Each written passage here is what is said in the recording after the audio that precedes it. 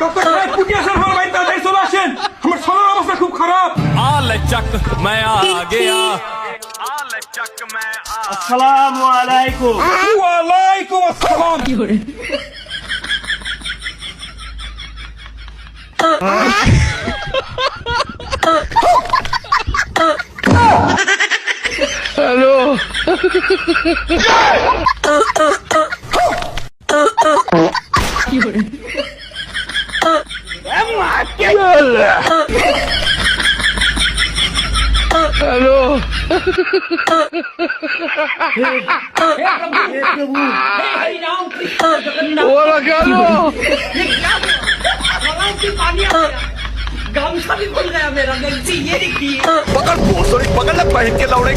Doctor সাহেব কেমন চিকিৎসা দেন সারা জীবন যেন ওর কাশ না হয়।